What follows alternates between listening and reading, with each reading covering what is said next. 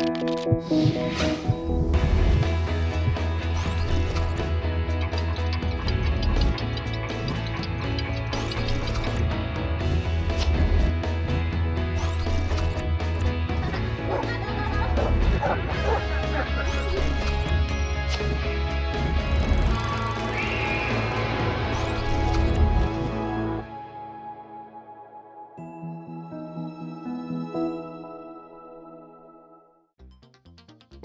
Te vas a caer. No te subas a ese juego. No comas eso que te va a hacer daño. A ver, mídete ese pantalón, que se te ve mejor. No te vayas a cortar. Dame tu plato y te parto la carne. La crianza y educación de los hijos implica darles herramientas para que sean autónomos. Sin embargo, hay padres y madres de familia que llegan al extremo de sobreprotegerlos. Es posible que con la sobreprotección estemos formando personas dependientes, temerosas e intolerantes con los demás. A veces el amor de los adultos puede ser aplastante para la personalidad de los niños. Hoy, en Diálogos en Confianza, la sobreprotección es una forma de maltrato. Hola, ¿qué tal? Qué gusto saludarlos esta mañana desde el Foro de Diálogos en Confianza. Yo soy Cristina Jauregui y me da muchísimo gusto saludarlos el día de hoy. Y vamos a hablar de este tema muy importante y muy interesante. Si la sobreprotección es maltrato, si nosotros al sobreproteger a nuestros hijos, realmente lo que estamos haciendo es maltratándolos. Creo que la línea entre el cuidado y la sobreprotección es una línea muy delgada y muchas veces a las mamás y a los papás nos cuesta como mucho trabajo saber cuál es esa división.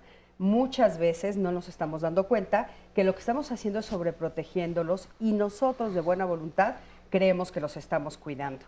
Entonces, fíjense qué interesante, porque aparte sí tiene consecuencias sobreprotegerlos. Y son consecuencias que sí son cambios de vida, son consecuencias graves, son consecuencias de relación, de comunicación, que esto nos van a platicar nuestros invitados del día de hoy. Así es que bienvenidos, me da mucho gusto saludarlos, a todo el público que está aquí con nosotros, buenos días a todos ustedes.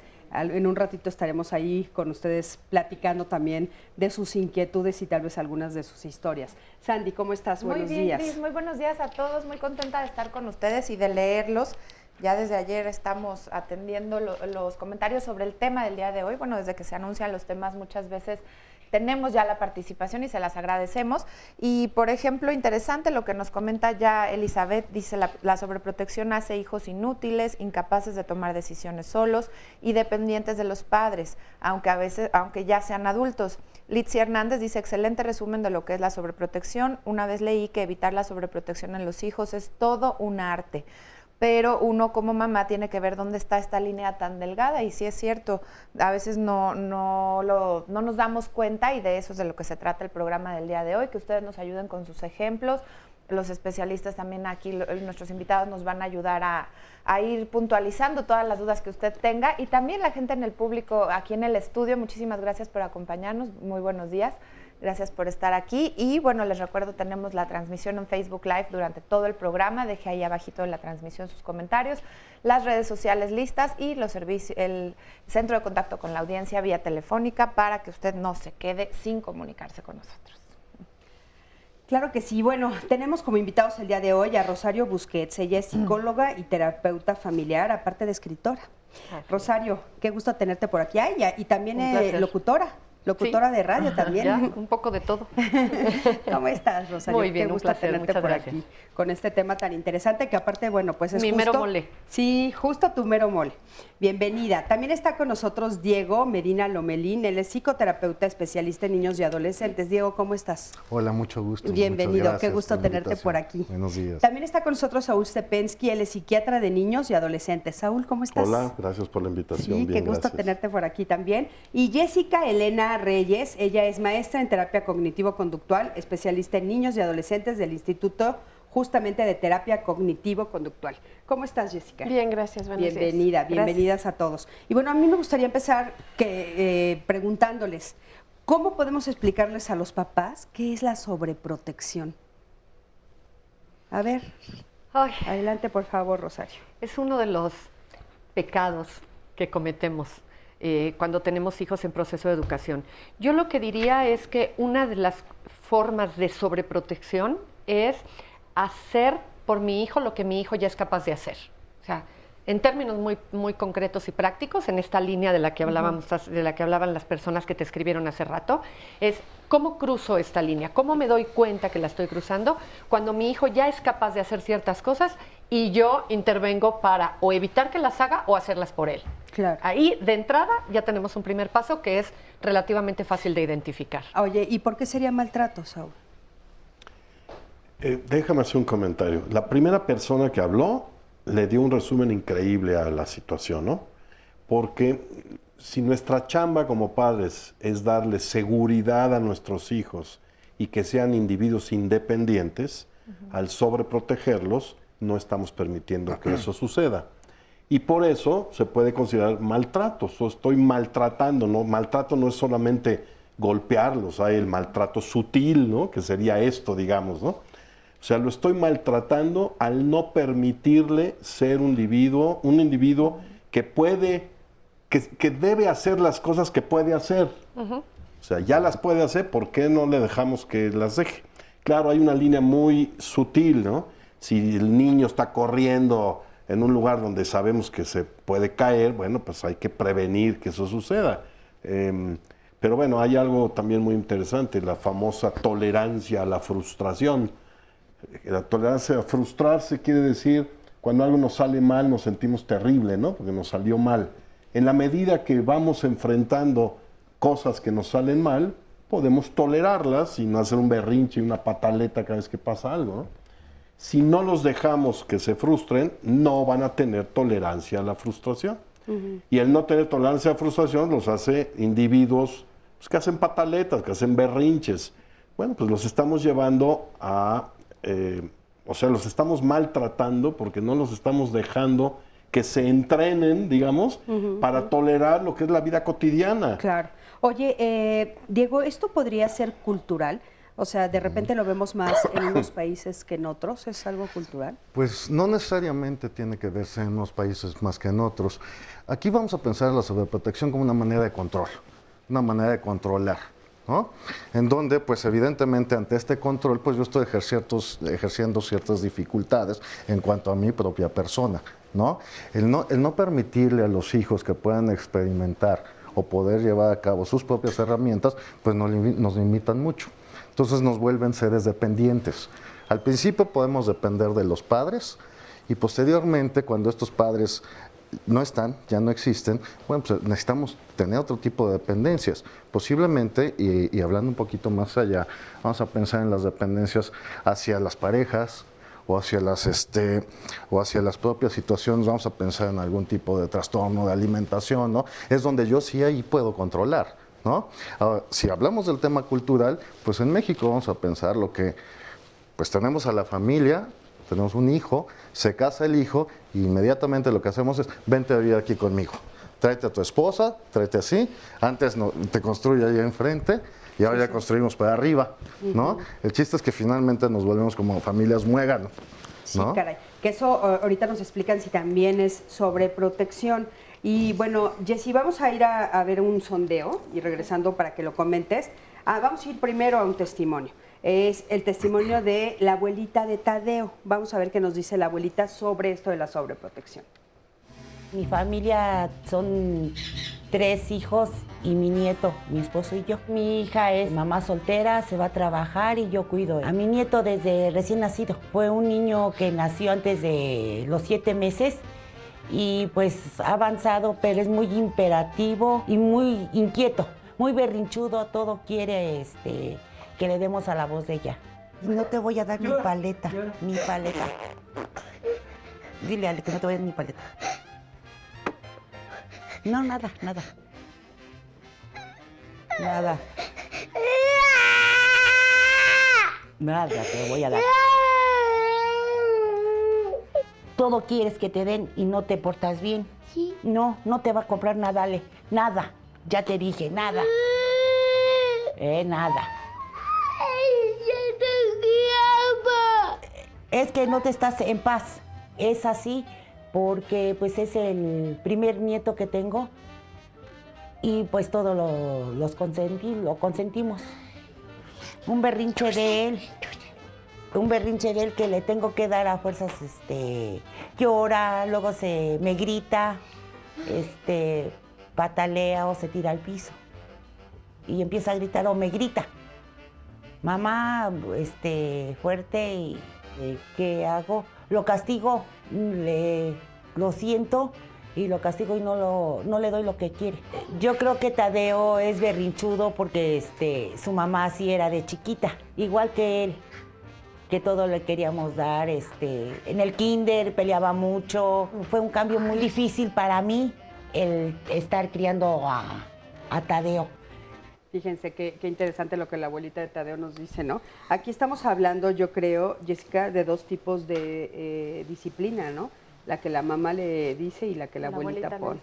Y que yo creo que esta parte, por ejemplo, nosotros le vamos enseñando, en la familia se le va enseñando a los niños a emitir ciertas conductas que son apropiadas. Entonces, si lo que la abuelita dice es que todo le damos, ¿no? Es el primer nieto y todos lo consentimos.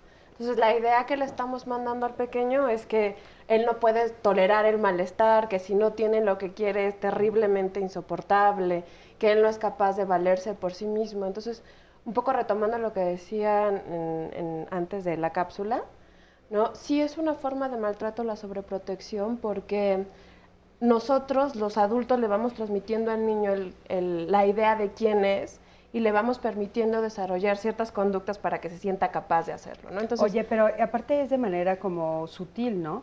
Porque de repente, pues la abuelita, cualquiera que esté escuchando, el público que nos está escuchando puede decir, pues es que cuidarlo y darle y atenderlo, pues no está mal, no es maltrato, al contrario, ¿no? Pero es como de una manera muy sutil el dar ese doble mensaje. claro, que la idea de querer que no te pase nada o de que lo tengas todo, a veces es lo que nos mueve para creer que eso es la parte del cuidado. Sin embargo, el mensaje que sin querer estamos dando es no eres capaz de hacerlo por ti mismo. No vas a poder hacerlo tú solo y entonces los demás te tenemos que rescatar, ayudar, dártelo, Resolver. porque no eres capaz de tolerar esas cosas. Que no es el mensaje inicial que se quiere mandar, sino más bien estamos aquí para ti y pues puedes contar con nosotros. Sin embargo, la forma en la que se está haciendo pues termina siendo justo lo opuesto de lo que se quiere construir. Ahora, hay un tema en esto. Hemos hablado hasta el momento de cuando estamos nosotros evitando que ellos hagan, pero también hay una parte de la educación que implica no nada más hacer por ellos, evitar hacer por ellos, sino hacer que hagan cosas que a lo mejor ellos no querrían hacer y nosotros consideramos que tienen que aprender, ¿no?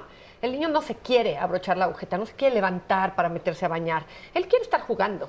Y yo voy a necesitar parar esos momentos de placer para decirle, lo lamento mucho, en este momento toca que aprendas esto, ¿no? Y que lo lleves a cabo. Porque no es solamente no dejar que haga, a veces incluso implica que yo tenga que empujar para que él haga cosas que ya tocan que se haga. Y creo Pero que eso no es sobreprotección. no, exacto. Sería lo contrario. Sí, exactamente, lo contrario. A lo que me refería es, hemos estado hablando de la sobreprotección como evitar que el niño haga, ¿no? Por él mismo. Y no nada más es eso, también tenemos que impulsar a que haga, porque permitir que él no haga y pues yo no le muevo tampoco, le hago, él no muestra iniciativa por hacerlo, yo no se lo estoy impidiendo. Pero por edad muchas veces toca que uno mismo impulse, ¿no? Por ejemplo, el niño tímido. Pues es que tú ve y pide el chocolate en la tienda, ¿no? Él me está pidiendo que yo yo lo haga. Y yo le tengo que decir, no, si tú no vas y lo pides, No hay chocolate. no hay chocolate. Claro. Él me está pidiendo que no. Esas serían como un poco las soluciones, ¿no? Como ir. O sea, como las soluciones pero a ver, el camino entre que él ya me dice, pídeme tú el chocolate, ya hubo un camino ahí que transitamos juntos para que Sí. entonces él se atreva a decirme eso a mí, o él sepa que si me lo dice yo lo voy a hacer, o el que él sepa, no, o sea, ya hubo una sobreprotección. Digo, hablando No lo del sé. tema de la sobreprotección, pues digo, no sé. A veces tiene que ver con temperamento. O sea, yo creo que los niños no hacen necesariamente un proceso estratégico en su cabeza para ver cómo consiguen las cosas. Los niños van siguiendo lo placentero. Y un niño muy chiquito te puede decir, yo quiero el chocolate. No, mi amor, ve y pídelo. Y puede tener 3 años, ¿eh? No, tú. Ese niño no está planeando, simplemente su estilo de personalidad hace que quiere el chocolate pero pedido por ti, ¿no? Porque es más tímido. Entonces, a veces sí viene acompañado de un proceso que yo le enseñé a ser dependiente de mí, pero hay en otras ocasiones que la misma personalidad del niño va induciendo y entonces uno dice, bueno, es que a él le da pena, El niño me mostró que es penoso y yo soluciono a petición del niño. En otras ocasiones el niño sí quiere hacer cosas y yo le digo, no porque te vas a caer, no porque es peligroso, Claro. no porque tal cosa. ¿no? Oye, ¿qué Entonces, necesidades se dan de los dos. desarrollo se coartan cuando sobreprotegemos, Saúl? Bueno, infinidad, ¿no? A nivel motor, por ejemplo, cuando él ya puede pararse de aquí a allá y agarrar la taza y yo se la doy, pues le estoy coartando una serie de cosas motoras, ¿no? A nivel emocional, pues tener éxito y poder hacer una serie de situaciones. O cuando ya se van a la guardería o al kinder, pues hay otros niños que pueden hacer muchas cosas y que ellos no. O sí las pueden hacer, como dice Rosario, pero no les damos chance de que las hagan. El lenguaje, ¿cuántas veces no lo Sí, vemos? ¿cómo?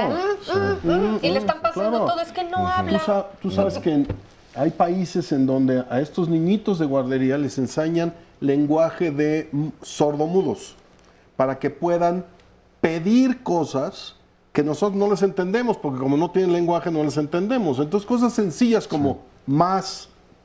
Entonces tú dices más y él dice más. O ya acabé, dicen ya acabé. Cositas así, son 3 o 4 o 5 cosas, ¿no? Estudios que desde los 8 meses a los niños se les ha enseñado lenguaje de sordomudos. Así es. Y ellos pueden comunicarse y pedir las cosas porque todavía no tienen la posibilidad de vocalizar, No, claro que pero no. sí de comunicarse. Entonces, Sí, y a veces presionamos, ¿no? Dime, no te entiendo. Pues, ¿cómo vas a entenderle, güey? Si no es un niñito de 1 año y medio o 2 que todavía no sabe hablar, pues no le puedes entender más que tratar de adivinar. Y en esa adivinanza a veces hacemos de más, ¿no? Hay que tratar de decir, dime, no te entiendo, pero entender que no puede hablar, ¿no? ¿Puedo decir otra cosa? Yo me toco la musiquita. Que no se nos olvide. No, ya no te da tiempo. No se nos Vamos olvide, a un aquí lo corte, anoto. en un momento regresamos con el comentario de Saúl. Quédate con nosotros. Que no se nos olvide. No, es una cultura. Creo que en México tenemos un problema cultural. Bueno, yo considero que no es un maltrato. Yo no lo interpretaría como un maltrato, ¿no? Más bien sería enseñarle a andar en la calle para que se enseñe a cuidarse y de esa manera no tanto sobreprotegerlo, sino más bien ayudarlo a que él mismo se enseñe a protegerse, que es muy distinto a sobreprotegerlo. Esa para mí es mi opinión. No es maltratar, yo creo que es enseñarles a respetar, enseñarles a ser responsables de bebés. Ellos lo toman como un maltrato, exagerando en la protección, pero nosotros pensamos que porque vaya, no por ellos, sino por circunstancias de otras personas les pueda pasar algo, ¿no? Porque los hacemos inválidos hacia la vida. El tema está aquí súper candente. candente y ya vamos a entrar al aire y nos dicen, ¡silencio al aire! ¿Qué les parece? Vamos a ponernos así de candentes ahorita como estábamos en el Nos corte. quedamos con lo que no se No nos se nos olvide No se nos olvide que entre más chiquitos somos, nuestro proceso de pensamiento es más concreto. Poco a poco se va haciendo abstracto. Eso quiere decir que estos niñitos no tienen esa habilidad para planear. O sea, voy a patalear en el suelo para que así mi abuelita me dé el chocolate. No lo planea así. ¿A qué edad sí lo planea, Saúl? Bueno, depende si los hemos dejado que sean independientes, a su edad, por supuesto, y los hemos dejado que se frustren, lo van a poder hacer un poquito mejor en la medida de su tiempo, ¿no? de su proceso. Esto no tiene nada que ver con inteligencia, ni con trastornos, ni nada. El proceso de pensamiento, o sea, si ustedes pueden tener al hijo o al nieto más inteligente del mundo, y tal vez va un poquito más adelantado que los de su edad en ese proceso de pensamiento. Pero el proceso de pensamiento tiene que ver con el desarrollo cerebral. No hay manera de que lo haga mejor. Cuando vemos estos niños en la televisión que multiplican y hacen divisiones a los 4 o 5 años, ya nunca volvemos a oír de ellos, ¿no? Tienen esa habilidad, no sé explicar por qué, cerebral, pero no quiere decir que manejen su vida así. Esa niñita que vemos y que multiplica grandes cifras en la televisión, cuando sale, se pone a patalear a lo mejor porque quiere chocolate, porque tiene esos 3, 4, 5 años. Entonces, a la pregunta de ¿en qué momento? Bueno, consideremos eso. Por para dar un ejemplo, si tenemos un hijo de 8, de 6 y de 4, pues las explicaciones que les damos no pueden ser iguales, porque el de 4 no va a entender lo que le está diciendo al de grande. Ahora, si los tenemos que juntar a los 3, mejor pongámonos al nivel del más chiquito, aunque el grande diga, ay, me hablas como chiquito. Pues te hablo como chiquito porque está tu hermano chiquito que no entiende una serie de cosas. No es que no entienda por inteligencia, es que no puede procesar. Y además sus lapsos de atención son mucho más cortos, ¿no? Y la segunda cosa que quería decir, cuidado con satanizar a los abuelos, no porque yo sea un abuelito estoy defendiendo, pero a los abuelos no necesariamente nos toca, por edad, estar cuidando a estos niños, ¿no? Llega un momento cuando nosotros decimos, bueno, ya llévate a tu hijito, ¿no? O ya está llorando de más, o ya cámbiale el pañal tú. Entonces a veces nos avientan un paquete que por edad no nos toca. Entonces, ¿yo qué recomiendo? Mis hijos me tienen que decir a mí, pa, ¿puedes cuidar a mi hijita? Sí, dame la lista. Y no voy a cumplir con toda la lista. No, pues soy el abuelo, no soy el papá. Pero tampoco voy a romper con las cosas básicas de la lista que me dieron los hijos, ¿no? Claro. Pero si nada más yo me encargo del niño y no me dicen cómo quieren que lo maneje, digamos, no es eduque, sino maneje. Sí, o las reglas. Las reglas. Y nada más llegan en la noche a echarme pleito porque lo dejé esto y el otro, pues dame las reglas, ¿no? A ver, adelante. Ahora vamos a pensar también en cuanto a las ganancias secundarias. ¿Qué tipo de ganancias secundarias voy a tener si mi hijo se tira al piso, empieza a patalear por una paleta o por lo que es, y yo se la doy inmediatamente? La ganancia secundaria mía como padre es que el niño ya se tranquilice. Se calla. ¿Quién sabe cuánto tiempo se va a tranquilizar, no? Pero sí se tranquilizará un ratito, ¿no? Pero esto a su vez, el niño empieza a aprender que, bueno, finalmente esta es la manera de ganar lo que yo estoy deseando y lo que te estoy exigiendo, porque ni siquiera es una petición, ¿no? Es lo que te estoy exigiendo. Entonces, esto se vuelve, en nuestra cultura actual, pues vamos a hablar un poco también de la cultura de lo inmediato. Todo tiene que ser así, todo tiene que ser en este momento. Vamos a pensar que antes, para calentar una tortilla, pues todo lo que teníamos que hacer, ¿no? Y ahorita la metemos al microondas y vamos, en 10 segundos ya está la tortilla, ¿no? Entonces tiene que ser así. Antes se mandaban las cartas, nos dábamos el tiempo de escribir una carta. Ahorita un email, si se tarda 3 minutos, bueno, pues es una eternidad. Claro. Entonces, obviamente, desde el origen, desde la crianza, vamos a pensar que se han modificado muchísimas situaciones actualmente. Entonces, vamos a pensar que la sobreprotección como tal, pues no es que se haya, que es algo nuevo, pero sí se ha estado incrementando en ciertas medidas a partir de lo cultural, ¿no? Oye, y aparte hay ciertas circunstancias, pues culturales y también familiares, etcétera, que producen o que hacen que los papás sobreprotejan. ¿Nos podrías nombrar alguna? Miren, aquí tengo para que sumemos ejemplos a los que tú nos des. Sí. Laura Urrutia dice, el tema es muy interesante, pero me gustaría que ubicaran y hablaran de la sobreprotección en un país tan absolutamente peligroso como México. Ahí hay una característica de nuestro entorno. Por eso te decía yo, a ver, a nivel cultural y familiar, ¿qué cosas son las que de repente orillan a los papás, aunque ellos no se den cuenta, a sobreproteger? La parte cultural, digo, vamos a pensar en generaciones de 20 años atrás, ¿no? En donde finalmente podíamos libremente salir a la calle a jugar y no teníamos estas dificultades que existen actualmente. Ahorita a los niños les estamos buscando como muchas actividades encerrados. Vamos a llevarlo a la clase de no sé qué, a la clase de no sé cuál, a no sé qué, ¿sí? Entonces tenemos una cultura muy dirigida en este momento, en donde estás en una clase, pero vas a hacer lo que te diga la maestra o el maestro. Los puedes ver por la ¿no? camarita. Los puedes ver por internet, ahí estás checando las guarderías, etcétera, etcétera, ¿no? Pero entonces ahí se coarta mucho la parte de la creatividad infantil. Digo, pues, finalmente la herramienta más poderosa que tienen los niños es el juego. Esta es la manera de manifestar su propio mundo, de irlo comprendiendo. A ver, entonces, una de las cosas sería la situación del país. O sea, que de repente entonces eso hace que los papás sobreprotejan porque tienen miedo a la situación. ¿Qué otras cosas? Vamos a pensar en las situaciones reales, ¿no? Hay situaciones reales que implican riesgo. Oye, si tú te subes a la barda de 3 metros, pues te vas a caer, ¿no? Y lo más seguro es que te vas a romper la cabeza, ¿sí? Y las situaciones que tienen que ver con nuestros propios miedos internos. Ajá. A partir de mi propia historia, a partir de mis propios elementos. Claro. ¿Sí? Oye, vamos a ver un testimonio de una niña que dice que considera que sus papás la sobreprotegieron de más. Okay. A ver qué nos dice. Adelante. Tengo 24 años, estudié Relaciones Internacionales. Por parte de mi trabajo siempre tengo que estar viajando. Es muy complicado estar todo el tiempo fuera de casa porque desde muy pequeña he sido la consentida, soy la más pequeña y siempre mis papás me han cuidado y protegido más que a los demás de mis hermanos.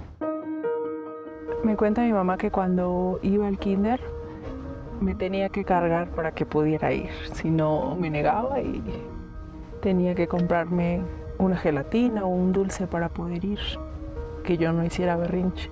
Mis papás me han cuidado desde pequeña debido a que vivo en una colonia insegura, muy fea, con drogadictos, muchos vendedores. Y en su afán de cuidarme, de protegerme, siempre lo han hecho de más debido a la inseguridad de mi colonia. Mis hermanos siempre se molestan porque dicen que siempre fui yo y yo y yo. Siempre me cuidaban de más y que a ellos nunca se les dio quizá los cuidados o la sobreprotección que a mí. Hoy que soy adulta y tengo que salir, es muy complicado separarme de mi casa, de mis papás, porque siempre lo tenía todo a la mano, siempre estaban ellos para cuidarme y ahora es demasiado complicado. Las ganancias de ser un hijo sobreprotegido es que siempre tienes todo lo que quieres, siempre tratan de dártelo para que estés bien. No todos son cosas buenas ni ganancias, también hay la parte mala. De tanto que te dan, de tanto que te sobreprotegen, sabes que siempre van a estar a pesar de lo que hagas. Y me volví muy rebelde, caprichosa y grosera con mis papás. Al paso del tiempo me di cuenta que quizá lo que hicieron no fue lo mejor, porque no tuve ese balance de las cosas buenas y malas. Siempre tenía lo que quería y creo que ahora es más complicado para poder relacionarme con las demás personas. Cuando tenga hijos voy a tratar de buscar un balance y no sobreprotegerlos. Creo que hacerlo sería maltratarlos porque no estarían preparados como no lo estuve yo para relacionarse con los demás y no ser caprichosos. Muchísimas gracias por ese comentario, gracias por darnos este testimonio. Y es muy interesante ver cómo una persona ya después de unos años de haber sido cuidada, entre comillas, dice, bueno, creo que me sobreprotegieron y salir al mundo me da miedo. O sea, de repente enfrentarme con la realidad del mundo a mí me da miedo, ¿no? Esa sería una de las cosas. ¿Qué otra cosa haría que pues yo coartara la libertad de mis hijos?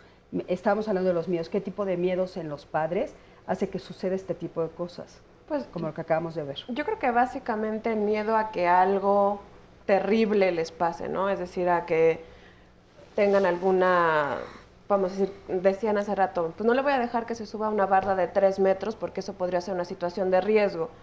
Y lo que pensaríamos detrás de eso, el miedo que hay detrás de eso es pues porque se puede fracturar, porque se puede caer y se puede romper la cabeza. Es decir, la mente nos lleva a lugares bastante, a veces terribles y catastróficos.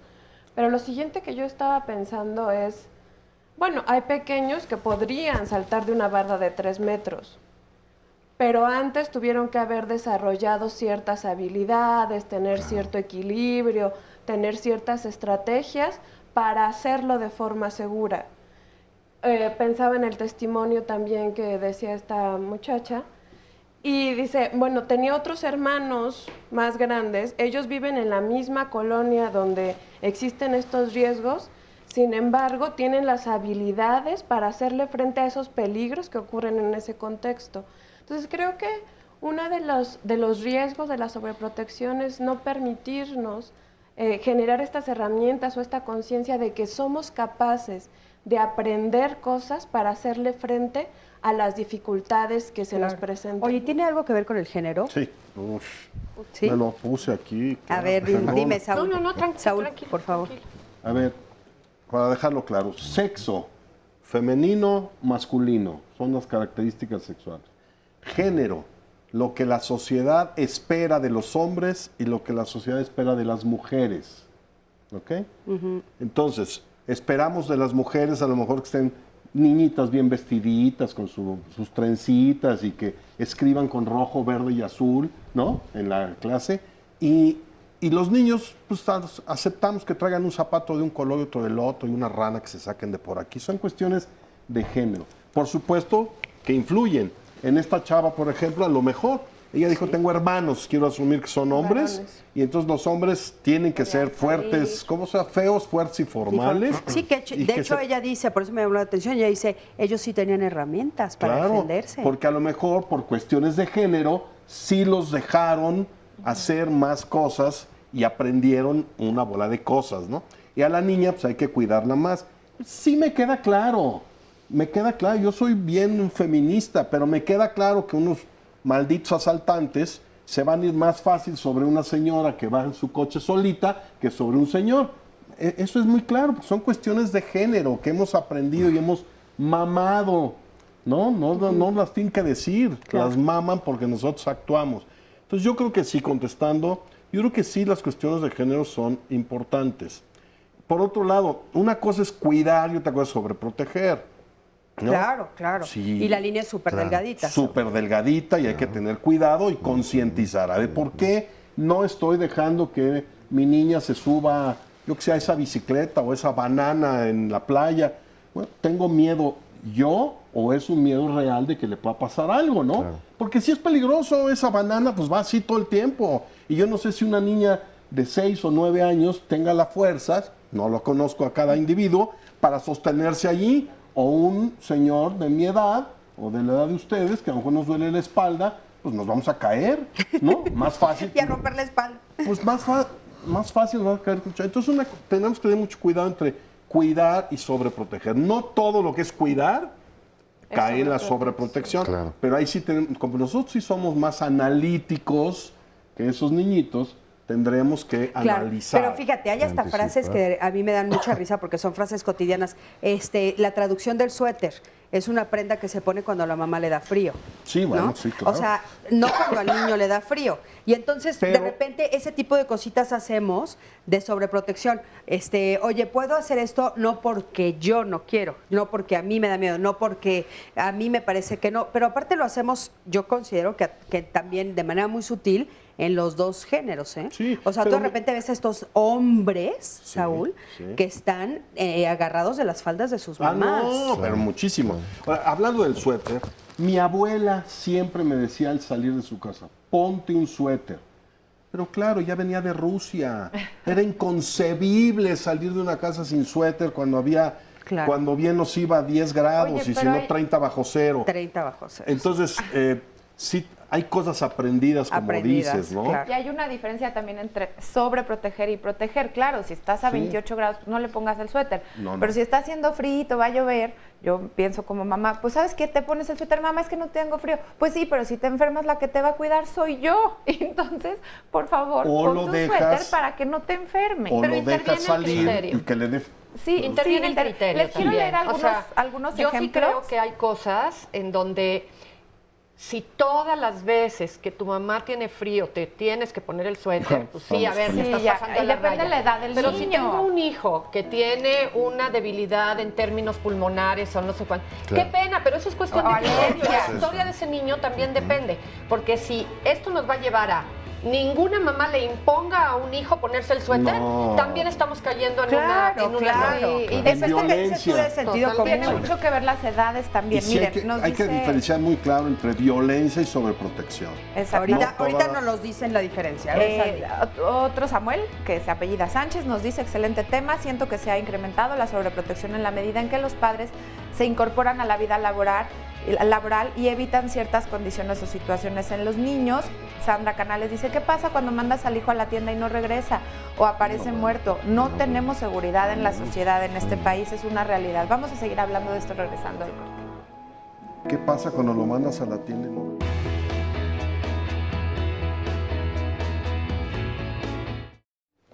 Bueno, pues ya estamos aquí de regreso y estábamos en todo esto que tiene que ver con lo de la sobreprotección.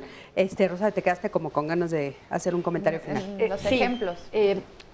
Me quedaba un poco como con este tema de no hay cláusulas generales de qué es sobreproteger y en todas las casas ponerse el suéter significa sobreproteger, ¿no? Va a depender mucho de la historia, del antecedente de dónde viene, como el caso de tu abuela, ¿no? De cuáles son las maneras en las que se han manejado, cuál es el historial incluso de cada hijo. En una misma casa a un hijo lo vamos a obligar a ponerse el suéter porque tiene cierta condición y al otro le vamos a decir, tú hazle como puedas, ¿no? O sea, no pasa nada. Porque tendríamos que medir condiciones en el ambiente, condiciones de la persona y la conciencia mía de mis propios temores.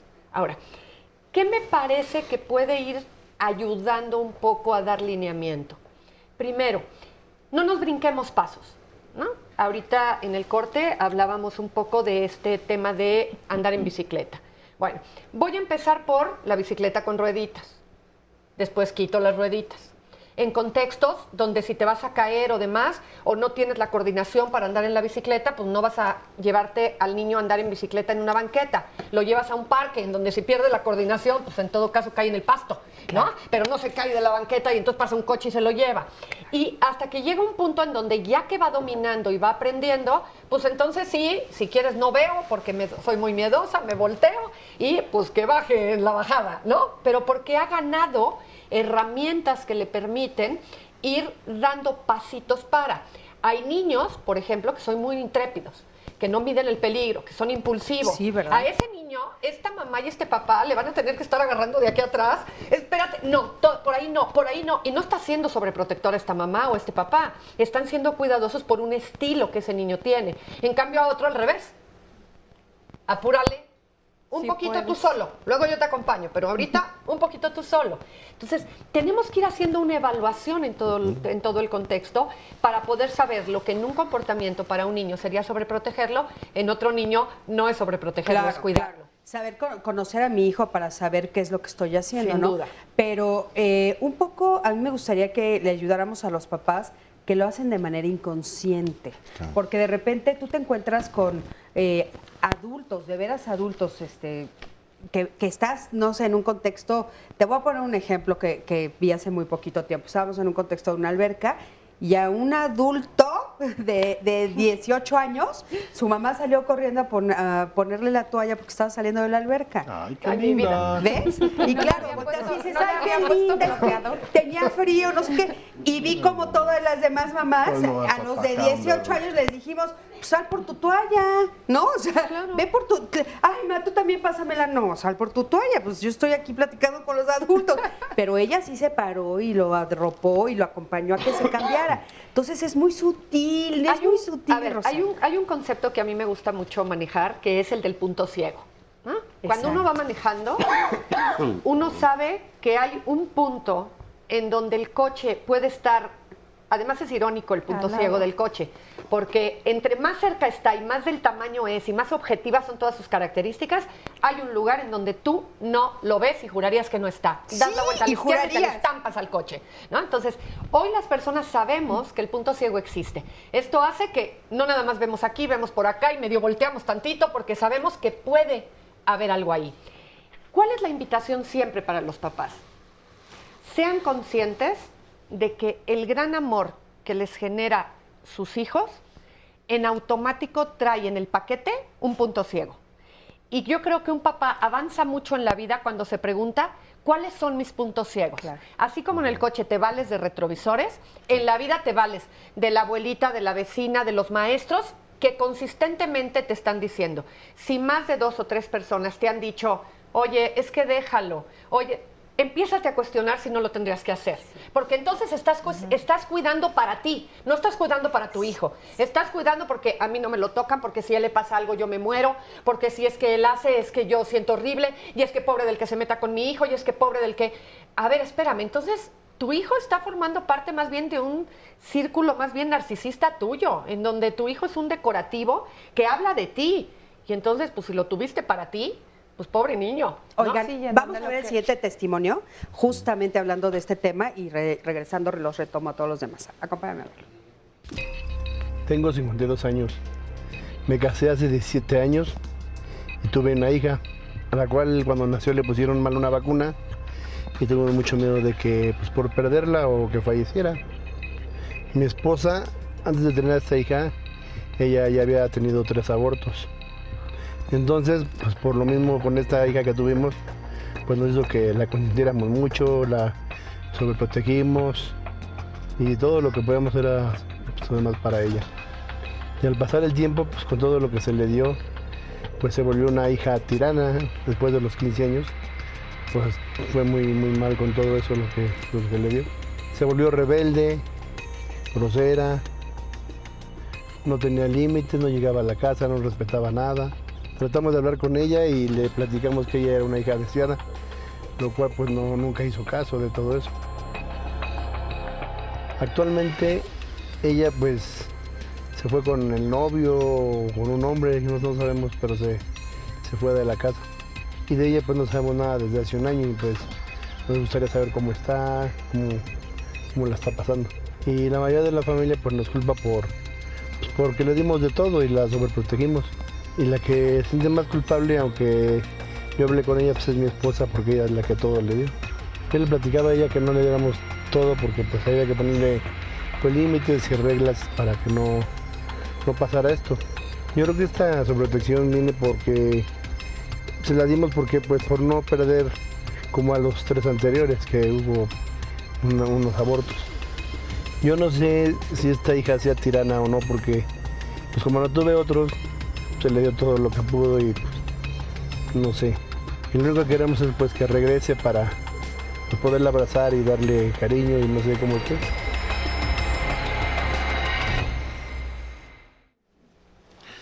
Adelante, por favor. En esta cápsula me parece muy interesante porque habrá que ver el contexto donde inicia la historia de ese pequeño, ¿no? O de esa pequeña. Entonces, la historia no inicia nada más en el nacimiento de este chiquito, ¿sí? Sino desde cómo nos conocimos como padres, en qué contexto, ¿no? Dónde estábamos situados, ¿no? Claro. Y ahí empieza, ¿no? Si es hijo deseado, no deseado, planeado, no planeado, etcétera, etcétera, y bajo qué consecuencias nace este pequeño, ¿no? Entonces, aquí es muy importante el considerar si realmente yo quería a este pequeño, realmente a nivel consciente, ¿no? ¿Sí? Porque hablábamos en un inicio, la sobreprotección implica cierto rechazo hacia ahí, ¿no? Entonces habrá que pensar si empecé a rechazarlos de un inicio y esto lo voy a sobreproteger en cuanto a se vuelven como niños tiranos, niños, etcétera, etcétera. Pero que tanto tiene mucho que ver con mi propia creación, con mis propios límites, con mis propias limitaciones, no límites, con mis propias limitaciones, ¿no? En cuanto yo he coartado la libertad de este pequeño a elegir. Entonces, cuando tiene 15 años, pues elige y se va. Sí, pero a ver, ¿no? esto de la sobreprotección es rechazo. Esta parte no... No maltrato, pero rechazo. Es un maltrato, porque... sí, pero es un maltrato, pero también es un rechazo. Vamos a pensar en los mecanismos de defensa. Aquí hay un mecanismo de defensa que se llama formación reactiva, que es transformación en lo contrario. Yo te colmo de amor, te lleno de situación, aunque tú no me pidas las cosas, yo te las voy a dar. Desde el punto de vista económico, desde el punto de vista educativo, desde el punto... Eres como la luz de mi vida. Y porque eres la luz de mi vida, entonces no te voy a soltar, vas a estar aquí. Pero finalmente, ahí estoy limitando las propias herramientas de este sujeto, en donde yo te estoy anticipando que tú me necesitas a mí para poder subsistir. Esto es una manera muy sutil de rechazarte. Pero normalmente eso está más relacionado cuando hay culpa, cuando hay un nivel de culpa que la persona no puede tolerar. A mí me parece un poco peligroso generalizar que siempre que hay sobreprotección, lo que está entrando de por medio es un mecanismo de defensa, es una postura muy psicoanalítica, muy freudiana. Yo sí creo que hoy, por ejemplo, hoy en día, uno se topa con todo este cambio de percepción con respecto a quién es el niño y este descubrimiento que tiene relativamente poco tiempo, aunque sean 30 años, generacionalmente es muy poco tiempo que hemos descubierto que como niños estábamos desperdiciados en cuanto a la manera en la que se concebía la capacidad cognitiva y de desarrollo de los niños.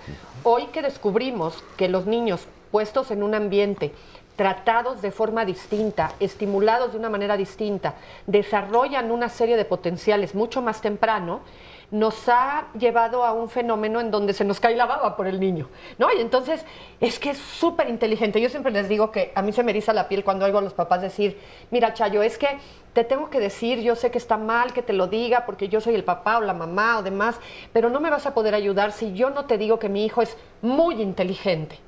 Y entonces normalmente bromeo y les digo, ¿es adoptado? ¿No? O sea, pocas veces me dicen que sí, la mayoría me dicen, ¿eh? Le digo, pues es que la inteligencia se hereda genéticamente. Lo que pasa es que a ti no se te nota, porque fuiste educado a través de la memoria, ¿no? Éramos listos los que teníamos buena memoria, los que no, éramos burros. Con este cambio de educación, empezamos a ver al niño como alguien que puede desarrollar muchísimas más cosas de las que yo me veo capaz de haber desarrollado a su edad, porque me educaron diferente. Claro. Al verlo así, se me cae la baba, y entonces empiezo a explicarle, porque veo que entiende más de lo que yo pensaba que era capaz de entender, y entonces empiezo a conceder mucho más fácilmente y empiezo a decirle, báñate, sí, en 5 minutos. Ok, en 5 minutos. A los 5 minutos vengo y, por favor, mi amor, báñate. No, en otros 5. Y luego en otros 5. Es que nos perdemos en esto de la inteligencia. Ahí nos perdimos y empezamos a ver a mi hijo como lo máximo en la vida, como lo único que vale, como todos los demás tienen que rendirle pleitesía. Y esos 5 minutos que me está pidiendo son mágicos para él y yo lo tengo que respetar. Y no, es una eso tontería. va más allá en ese consentir de un proceso en el que yo me siento culpable porque yo no te quería tener, porque llegaste en un momento inapropiado. Entonces, de pronto creo que hay que tener cuidado con generalizar. O sea, yo sí creo que hay sobreprotecciones que pueden venir de este mecanismo de defensa, pero hay sobreprotecciones que vienen de que yo me convencí que mi hijo es un príncipe. Sí, a ver, Santi, por favor. O también mucho, y nos lo están recordando aquí en redes sociales y en las llamadas, mucho del contexto de violencia y de inseguridad en el que estamos viviendo. Es lo que dice la gente. Yo se los vuelvo a plantear porque es una realidad que también a la cual los papás nos estamos enfrentando y que a lo mejor nuestros abuelitos no vivieron esa situación. Sí, adelante, Saúl. Y ahorita se los leo. Perdón que pueda ser repetitivo. Recordemos lo que decíamos antes de ser concreto o ser abstracto. Sí tenemos mucha violencia y me queda muy claro y hay que cuidarnos más de dicha violencia. Sin embargo, cuando le explicamos a un niño tenemos que tener el contexto de la edad en la que está. Cuando nuestros hijos están viendo la televisión, tenemos que estar pendientes. Cuando les damos lo que tú decías antes, un iPad ahí para que esté tranquilo, pues quién sabe qué está viendo o qué está haciendo. O sea, mucho de la violencia que tenemos, por la violencia que tenemos a veces los cuidamos de más o no les explicamos o los dejamos como que entiendan solos. Nada más acuérdense, un niño ve en un noticiero la guerra en Siria. Y cree que está fuera de su casa. Está fuera de su casa por un lado y por otro lado se le hace normal porque hace ratito no nos dimos cuenta que está jugando electrónicamente un juego de guerra. Claro. Entonces para él es exactamente lo mismo. Hay muchas combinaciones de esto. Sin embargo, hay que ser claros y concisos de qué les explicamos. No les decimos mentiras, pero les explicamos de acuerdo a su edad. ¿Por qué no? ¿Puedo ir por el chocolate a la tienda? Si es que así es. No, mijo, no. Yo te acompaño porque yo qué sé qué les vamos a decir en el sentido estricto, ¿no? No es seguro, hay muchos coches, hay gente mala, lo que querramos decirles, pero de acuerdo a su edad, sin meterles un miedo excesivo, pero tampoco esconder la realidad. Tomar en cuenta la violencia, yo creo que nos tiene que llevar a posicionarnos de qué tendríamos que aumentar. O sea, cuando vivimos en un ambiente más violento, ¿qué tendríamos que aumentar? ¿La sobreprotección o las habilidades de cuidado de la persona? Sí, o las medidas preventivas. ¿Qué le tengo que dar a mi hijo? Si en otro momento mi hijo podía ir a la tienda a 2 cuadras porque era un ambiente más adecuado, pues podía ir. Hoy no, hoy tiene que ir acompañado de otra persona. Sí. Se tiene que fijar lo que nos dicen mucho, pon la bolsa abajo, no la lleves en el asiento, fíjate en el semáforo, toma una serie de precauciones cuando llegas a tu casa. Lo que tiene que aumentar no es la imposibilidad para vivir la vida, sino las medidas de cuidado para vivir la vida. Cuando un papá o una mamá toman como pretexto la violencia para incapacitar al hijo para funcionar, pues lo van a acabar teniendo en un arraigo domiciliario. Exacto. Y es violencia también. Y eso sí es violencia. Se vuelve violento. A ver, Dice Sandy. un anónimo, mi cuñado tiene un bebé de 4 años, lo sobreprotegen y no lo corrigen por sus travesuras. Tiene un hermanastro un poco más grande, de 14, y siempre ven programas de violencia en internet. El niño es muy pegalón y ninguno de sus padres le dicen nada. ¿Qué se puede hacer en este caso? También Leticia Esther dice, quisiera que abordaran las consecuencias de la sobreprotección a nivel escolar. En el caso muy particular, cuando los padres responsabilizan a los profesores de las consecuencias de esa sobreprotección en la escuela, ya sea en conducta, aprendizaje, en el aula de clases o en la escuela en lo general. Después aquí nos dice Carla, soy docente y he tratado con madres sobreprotectoras durante mucho tiempo, incluso llegando al grado de no mandar a sus hijos cuando hay actividades en las que creen que ellos están en peligro, logrando hacerlos inseguros e incapaces de socializar. Perfecto. Andrea Alvarado dice, estoy de acuerdo que es un maltrato la sobreprotección, esto le impide desarrollar al niño que pueda lograr el pensamiento de resolución de problemas para la vida y cuando es más grande no sabe tomar decisiones por sí mismo porque no siente la capacidad. Felicitan en general por el programa. También Víctor Macías dice, desde luego la sobreprotección es una conducta fallida, desde la base de una de las misiones de los padres, que es ayudarlos a ser autónomos e independientes, pero de ahí que sea que sea un maltrato, no lo creo, pues los ingredientes del maltrato consciente son muy diferentes. Por eso decíamos que no necesariamente es consciente. La señora o el señor que preguntó del bebé de 4, que no es bebé, es niño de 4, sí, con el de 14, pues es lo que estamos diciendo antes. El de 14 ve unos programas de televisión, juega unos juegos electrónicos, X, que el de 4 no está preparado para jugar. Claro. No entiende lo que está pasando. A lo mejor es más hábil que el otro moviendo el dedo, ¿verdad? Pero no tiene criterio, tiene el criterio para entender, y el criterio se educa. No tiene la capacidad analítica para darse cuenta que es un juego. Entonces, si le explican al de 14 y al otro, al de 4, que además son hermanastros, no entiendo bien qué le explican a uno en una casa o el otro, porque no tienen, ¿no? Hay que tener cuidado. Y oye, y otra cosa interesante de poner sobre la mesa, dice, yo no creo que sea sobreprotección.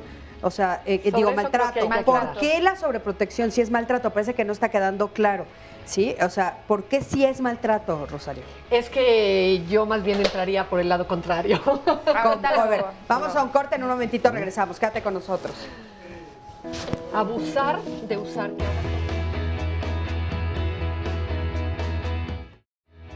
Muchas gracias por continuar con nosotros y por todos los mensajes que nos están dejando aquí en las redes sociales, por sus llamadas, por sus tweets. Aquí los estamos atendiendo y más adelante, como siempre, le haremos llegar todos los datos de las personas invitadas el día de hoy y de todo lo que se está comentando. Y mañana lo invito a que no se pierda el programa. El tema es, a veces se gana y a veces se aprende. ¿Por qué le pusimos así? Bueno, el título se refiere a que indiscutiblemente todos en esta vida vamos a tener algunas pérdidas. Vamos a ir perdiendo, por ejemplo, a gente que queremos, el trabajo, podemos alejarnos de algunas amistades, a veces las amistades se terminan, alejarnos de seres y de personas que queremos. En ciertas situaciones no siempre vamos a ganar y de estas pérdidas también se aprende. Eso es lo que vamos a analizar el día de mañana con ayuda de nuestros especialistas. En este momento de duelo, en este momento de gran dolor y de confusión, muchas veces también hay espacio para el aprendizaje y para el crecimiento. No se lo pierda mañana y ayúdenos con sus comentarios. ¿Usted cómo lo ha vivido? ¿Ha pasado por esta experiencia? Háganoslo saber, llámenos, escríbanos desde este momento y vamos a ver un resumen de lo que ya se dijo el día de hoy. Una de las formas de sobreprotección es hacer por mi hijo lo que mi hijo ya es capaz de hacer. ¿Cómo cruzo esta línea? ¿Cómo me doy cuenta que la estoy cruzando? Cuando mi hijo ya es capaz de hacer ciertas cosas y yo intervengo para o evitar que las haga o hacerlas por él. Nuestra chamba como padres es darles seguridad a nuestros hijos y que sean individuos independientes. Al sobreprotegerlos, no estamos permitiendo que eso suceda. Estoy maltratando al no permitirle ser un individuo que puede, que debe hacer las cosas que puede hacer. Vamos a pensar en la sobreprotección como una manera de control, una manera de controlar. Ante este control, pues yo estoy ejerciendo ciertas dificultades en cuanto a mi propia persona. El no permitirle a los hijos que puedan experimentar o poder llevar a cabo sus propias herramientas, pues nos limitan mucho. Sí, es una forma de maltrato la sobreprotección porque nosotros, los adultos, le vamos transmitiendo al niño la idea de quién es y le vamos permitiendo desarrollar ciertas conductas para que se sienta capaz de hacerlo, ¿no? Querer que no te pase nada o de que lo tengas todo a veces es lo que nos mueve para creer que eso es la parte del cuidado. Sin embargo, el mensaje que sin querer estamos dando es no eres capaz de hacerlo por ti mismo. Los niños no hacen necesariamente un proceso estratégico en su cabeza para ver cómo consiguen las cosas. Los niños van siguiendo lo placentero. Me mostró que es penoso y yo soluciono a petición del niño. En otras ocasiones el niño sí quiere hacer cosas y yo le digo, no porque te vas a caer, no porque es peligroso. No es que no entienda por inteligencia, es que no puede procesar. Y además sus lapsos de atención son mucho más cortos, ¿no? Empieza a patalear por una paleta o por lo que... y yo se la doy inmediatamente. La ganancia secundaria mía como padre es que el niño ya se tranquilice. Se calla. Realmente sí, cuando uno los protege demasiado se vuelven ahora sí que nuestros verdugos ellos, porque si no lo protege uno o no le da uno lo que él quiere, es cuando nos ajustician. No necesariamente, depende del medio ambiente, ¿no? O sea, no creo que sea un factor. Todo depende de los padres, hasta qué punto lo lleguen a sobreproteger también, que también eso es malo. Por tantos consentimientos, porque no les ponemos límites, ¿no? Porque se piensa que lo que está haciendo está bien porque no hay corrección en su casa. Tienen que aprender a respetar también, tanto a cuidarse como a respetar. Tanto que lo proteges que no lo enseñas precisamente a defenderse ante la situación que está afuera. Porque lo permitimos, porque creemos que eso es el amor y sobreprotección es malo. Muchísimas gracias por todos sus comentarios. Y bueno, ya estamos de este lado del foro, platicando aquí con unas mamás. Ivonne, ¿cómo estás? Muy bien, gracias. Bienvenida. Gracias. Oye, dime, ¿cuál es tu caso? ¿Tú a alguno de tus hijos lo sobreproteges? Tengo un hijo, nada más. Mis papás me abandonaron. Cuando yo iba a nacer, mi papá abandonó y mi mamá, pues cuando yo iba a la secundaria. Entonces, ya encontré a mi pareja y él me abandonó. Entonces, tengo a mi hijo y yo lo cuido mucho, es como el tesoro de mi vida, ¿no? O sea, mi razón de ser es, de vivir, es mi hijo. Entonces, ¿tienes miedo que él te abandone? Sí, porque no puedo cumplir sus cosas. ¿Y qué tipo de cosas le cumples? Bueno, de que él quiera un dulce, que quiera que le lleve a pasear. ¿Qué edad tiene? 7 años. Entonces, lo quiero, como es mi único hijo, entonces lo quiero cuidar, lo quiero proteger de todo mal, y no quiero que nadie le haga daño, y aunque lo regañen, ya a los 5 minutos ya lo ando abrazando y besando. ¿Y tú has escuchado en tu entorno que alguien te ha dicho, es que lo estás sobreprotegiendo o lo estás cuidando de más o así? Sí, mi familia. Dice, es que lo consientes mucho, mira, por eso es bien renchudo, es que lo consientes mucho. Dije, ay, es que es mi bebé. Sabiendo que ya es un niño, siempre lo veo como Entonces, mi bebé. Básicamente lo que a ti te mueve es que él no se vaya a ir si tú no le cumples todos sus deseos. Exactamente. ¿Qué le podemos decir? Sí, Saúl, por favor. Usted, a ver, si usted quiere que sea un muchacho independiente y un adulto independiente, hay que entrenarlo para eso. Porque este cuate se va a alargar. O sea, va a llegar a una edad en donde se va a conseguir una novia o un novio o lo que quiera y se va a ir. Se va a ir de su casa. ¿Sí? Claro, si usted quiere tenerlo ahí siempre, entonces va a traer a la esposa y a los niños, pero no es lo que debe de ser. Lo que debe ser es que él sea independiente y se vaya con una mujer y que tenga una gran relación con usted y usted con sus nietos cuando le toque, ¿no? Sí. Hay que tener cuidado porque esa sobreprotección también los harta y entonces se largan antes de tiempo, ¿eh? ¿Sí se entiende lo que digo? Sí, claro. Entonces, usted cuídelo y todo lo que quiera, pero prepárelo para el futuro. Este cuate no la va a abandonar, pero lo tradicional es que, como dije antes, se consiga alguien, espero que a los 23, 24, y se vaya con alguien, que estudie, que haga una carrera, etcétera.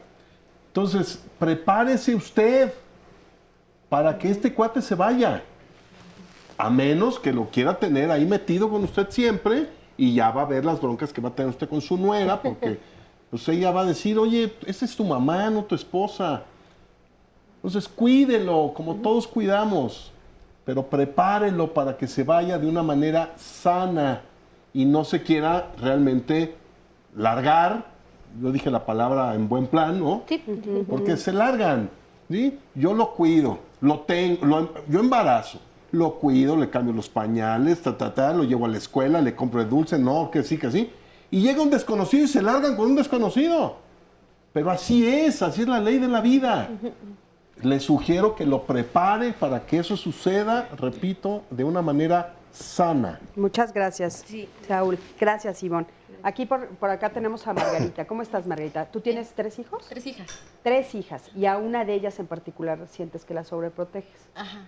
Cuéntanos. Bueno, un poquito de 2. Es que... ¿A 2?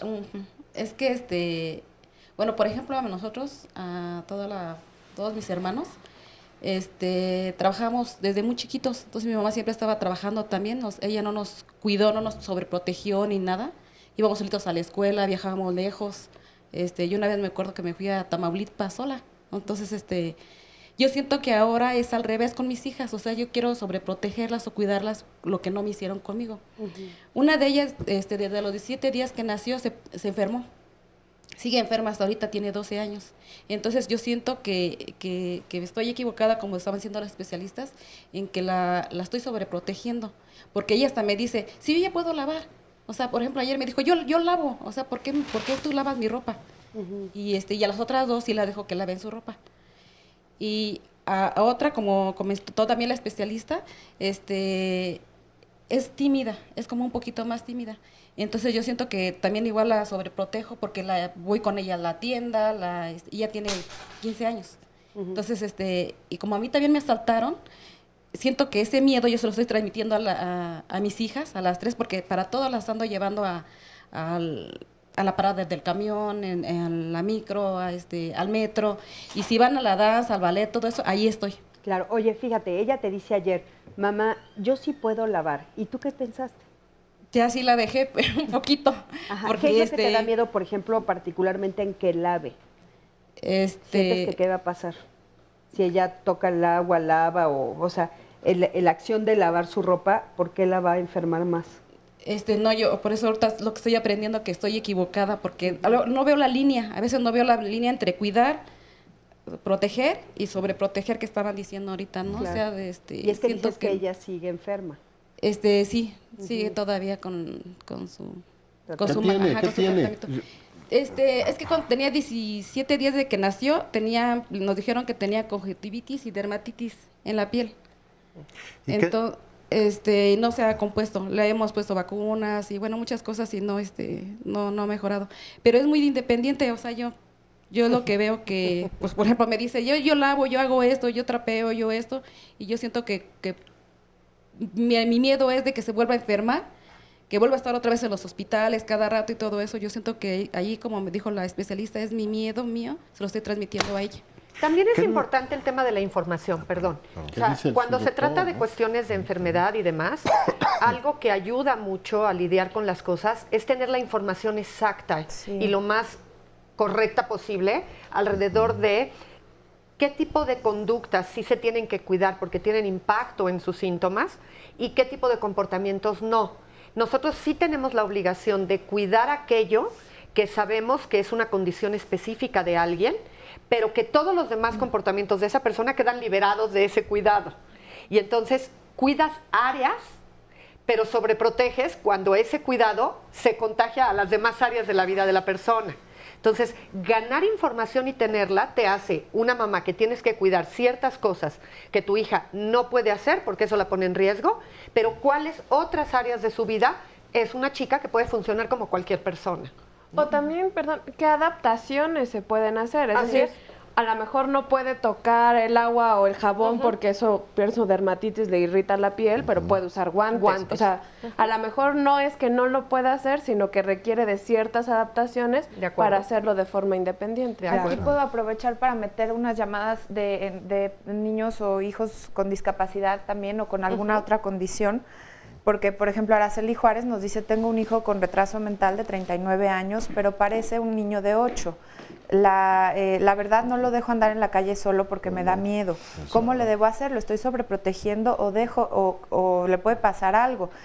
¿Cuál es la línea en la que caigo en la sobreprotección y hasta dónde debo guiarlo? Creo que ahorita lo decías, lo mencionabas muy bien. Como dice Rosario, hay que tener el conocimiento. Pero el condición. riesgo con ese señor es que la gente lo trata como un señor, espera respuestas de adulto cuando él no tiene la capacidad de adulto. Él sigue procesando la información como un niño, no sé si de 8, Depende también de la severidad del retraso. Y aquí hay otra condición que es de Lucila Sánchez que nos dice, comentarles que yo fui muy sobreprotegida y mi marido también por tener epilepsia. Más que nada, en mi caso yo estaba como en la Nacional de Maestros, mi madre iba por mí siempre, me cuidaba, al grado que hasta una amiga me decía, ¿cómo le vas a hacer el día en que falten tus padres? Le pedí a mi mamá que no lo hiciera tanto, pues qué iba a suceder el día que ella no estuviera, y efectivamente ella murió cuando yo tenía 26. A partir de ahí me quedé sola y por la epilepsia hasta me quitaron al niño que tuve. Después nos cuenta de su pareja, y finalmente me junté con otra persona con epilepsia. Parece que ahora yo soy su mamá, pues él también está sobreprotegido. ¿Cómo también vamos adoptando formas de... y las vamos repitiendo, ¿verdad? Como decía Rosario, hay que saber de qué se trata. Sí, y cuáles son los riesgos que en verdad puede tener, qué lo puede... en epilepsia en especial, a mí me gustaría compartir, hay cuestiones que detonan más las crisis, hay momentos, evidentemente a lo mejor no vas a poder manejar porque te pones en riesgo, tú pones en riesgo a otros, pero sí te puedes trasladar, estar comunicado con tu familia. Estamos hablando de enfermedades, de casos particulares de enfermedades. Yo creo que sí, a veces ahí los papás pueden brincar la línea sin darse cuenta por el miedo, ¿no? O sea, el miedo a que le dé el ataque de epilepsia, el miedo a que en la calle abusen de ellos. Pero el conocimiento el conocimiento es una muy buena vacuna. Claro. Muy buena vacuna. Oye, Te guía Rosario, y una pregunta, ¿es posible que el hijo sobreprotegido desarrolle ansiedad? Sí, claro, claro. De hecho, yo pensaría que, y esto es una adivinanza mía, porque nunca he hecho un estudio alrededor pero es muy frecuente que cuando uno ve a pacientes adultos en el consultorio y traen historias de sentirse inseguros, de titubear, de no saber cómo tomar decisiones y demás, empieza a haber un brote de ansiedad importante, y cuando uno revisa qué hubo, suelo encontrar dos extremos. Uno, o una sobreprotección muy importante en la historia familiar, y entonces nunca me dejaron, nunca supe, siempre me solucionaron, no sé cómo se le hace y demás, o lo contrario, unas historias de abandono terribles que hacen que entonces la inseguridad venga desde otro lugar, ¿no? Aquí la parte importante siempre es tratar la conciencia, o sea, la conciencia de, y que eres un sujeto capaz de aprender. Claro. Con que tú tengas disposición de aprendizaje, tú vas a ser esa persona que se da permiso a sí misma de ir aventándose poco a poco con los cuidados necesarios. Es importante puntualizar, Diego, que sí hay veces que la sobreprotección produce la ansiedad y también mucha ira. Sí, digo, la ansiedad se puede originar desde este punto de vista. No es general, porque en esta área afortunadamente no generalizamos, ¿sí? Pero vamos a pensar que la ansiedad finalmente es ante la incapacidad de resolver ciertas situaciones que se presentan como conflictos, ¿no? Porque como yo estoy muy acostumbrado a que se me resuelva todo, sin pedirlo inclusive, cuando yo me enfrento ya en ese afuera, cuando ya no existen estas personas que están apoyándome, que me han apoyado toda la vida, pues evidentemente la dificultad pues me la encuentro de frente. Entonces, ¿qué voy a hacer? ¿Cómo voy a resolver esto? Entonces me vuelvo poco tolerante a la frustración, a la demora, etcétera, etcétera, porque necesito ese otro que me diga qué hacer en la vida. Y al no tener ese otro, pues empiezo a jalar por donde yo pueda. Y al no encontrarlo en ese afuera, ¿sí?, que cubra mi necesidad, pues me cargo de ansiedades, me cargo de depresión, me cargo de como muchos síntomas, ¿no? Claro. Y cuidado, porque la gente cree que tomándose una pastillita para la ansiedad, se llaman ansiolíticos, ya con eso ya la hizo. No, la verdad es que la pastillita le ayuda en el momento, pero no le enseña a resolver el problema que no está pudiendo resolver. Claro. Entonces hay que tener mucho cuidado, que además se crean hábitos con ciertos medicamentos, ¿no? Y entonces acudir a especialistas, ¿no, Saúl? Eso es como muy importante. No solo tomar la pastilla, sino acompañarla de un proceso terapéutico. Por Eso supuesto, es súper por importante. supuesto. Bueno, regresando de este corte, tenemos por aquí con nosotros a Sandra. Sandra nos dice que ella fue sobreprotegida. Quédate con nosotros y vamos a ver qué nos dice en un momentito. Gracias por continuar con nosotros. Le pido especial atención en este momento para que por favor nos ayude si tiene información sobre las personas que les vamos a mostrar las fotografías de algunas personas que han desaparecido. Si tiene información, si cree haberlas visto, cualquier cosa que usted pueda aportar puede resultar muy importante. Y por favor se puede comunicar a los teléfonos que van a estar apareciendo en su pantalla. La primera fotografía es de Daniel Soriano Hernández, quien se perdió en Unidad La Villa Centroamericana, a un costado del bosque de Tláhuac, esto en la delegación Tláhuac, el 5 de febrero de este año 2017. Es Daniel Soriano Hernández. Vamos ahora con otra imagen que es de Genaro Osorio Cortés, quien se extravió en Avenida Organización Popular, esquina con Juan de la Barrera, en la colonia Barrio Herreros, del municipio de Chimalhuacán, en el Estado de México. Genaro Osorio Cortés se extravió el pasado 8 de julio. Seguimos con Óscar Adrián Palestina Sosa, quien se perdió en calle 2, número 3, colonia Auris 3, en el municipio de San Vicente Chicoloapan de Juárez. Esto está en el Estado de México y Óscar Adrián está desaparecido desde el 21 de mayo de este 2017. Por último, veamos la imagen de Carla de Los Ángeles Villalobos Gómez, quien se perdió en Avenida Niños Héroes de la colonia Progreso, en Acapulco, Guerrero. El pasado 30 de abril, es el 30 de abril de 2017, y le repito, su nombre es Carla de Los Ángeles Villalobos Gómez. Muchísimas gracias por su atención en este segmento especial que tenemos para ayudar los martes, y vamos a continuar con nuestro tema del día de hoy. Cris, estabas allá, nos ibas Claro que sí. Gracias, mi Sandy. Testimonio. Aquí tengo conmigo a Sandra. Sandra, tú estabas comentándome que tú fuiste sobreprotegida. Cuéntame qué hacían tus papás. Me decías, no me dejaban ir a fiestas. Así es. Mis papás me dieron todo.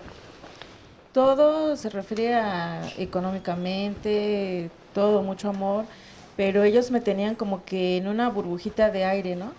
Que no querían que me pasara nada, no fiestas, no amigos. Tanto que una ocasión, la primera vez que yo fui a una discoteca, mi mamá fue conmigo. ¿Qué te dijo? ¿Te tengo que acompañar? Sí. ¿Y se sentó junto a ti o cómo estuvo la Eso fue porque el salón de nosotros, íbamos en la prepa, y el salón de nosotros teníamos que recaudar fondos para la misma escuela. Entonces ese día yo tenía una amiguita, el papá de esa compañera fue con ella y mi mamá fue conmigo, porque me dijo, es que una discoteca es muy peligrosa y yo te voy a acompañar. Y sí, fue conmigo y pues yo así como que me sentí muy incómoda, ¿no? Porque pues no me dejaban ser yo. Después yo busqué una salida y el pensamiento mío fue ay, pues me voy a casar, ¿no? Porque pues ya casada voy a poder salir, voy a poder experimentar más y todo. Y me salió contraproducente porque cuando yo me casé, me faltaban 4 meses para salir de la carrera, me embaracé. Mi esposo me iba a dejar a la puerta de la escuela, me iba a traer a la puerta de la escuela y fue muy feo.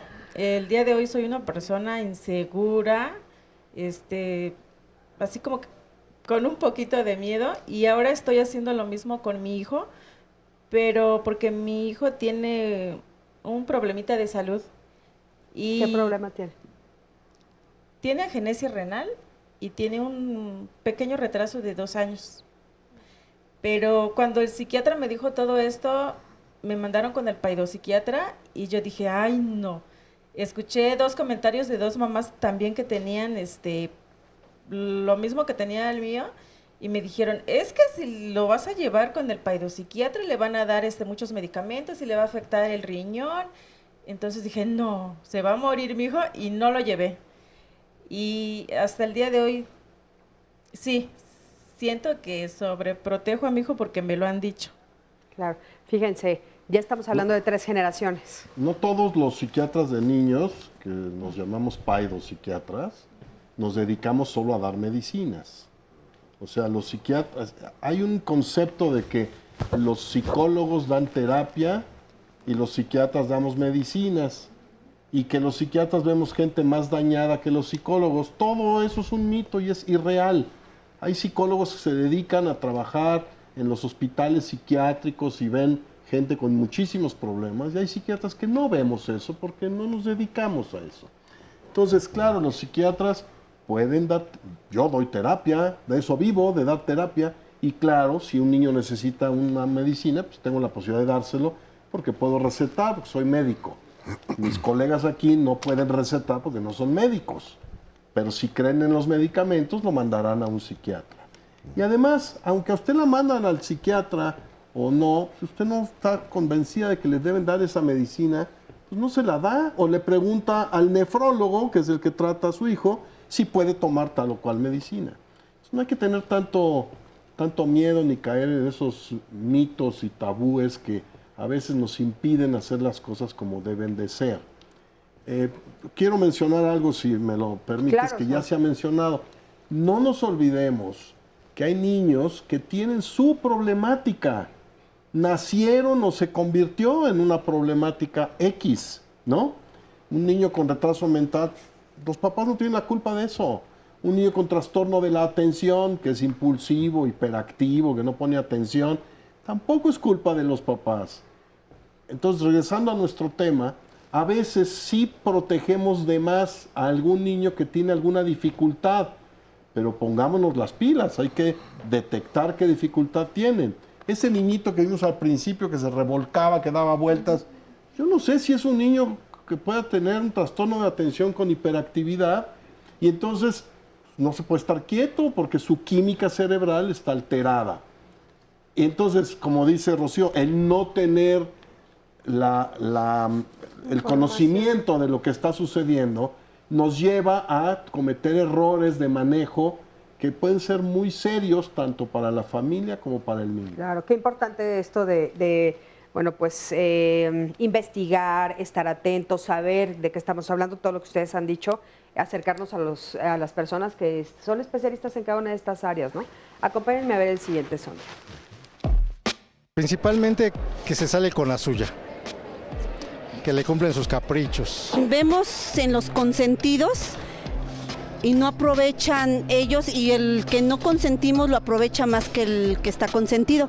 Pues es que ahí no hay ganancia. Los niños cuando son sobreprotegidos se sienten ya los dueños de muchas cosas. Entonces estás creando un monstruo. Pues yo creo que no hay ganancia, sino al contrario, ¿no? Es algo que ellos luego creen que todos se lo merecen y que es fuerza que el papá le tenga que dar. Realmente no gana nada. Pues nada, un mal camino. Pues ganancias no creo que muchas.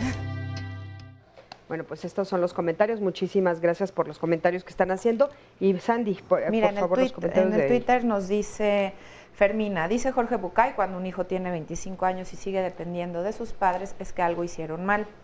Lenina Castillo dice, educar a un hijo requiere de invertir mucho tiempo todos los días. Lula nos comenta miedo, inseguridad, timidez, que no sean autosuficientes y sobre todo meterlos en su burbuja de amor protector. Este es respondiendo a la pregunta de que si es maltrato la sobreprotección.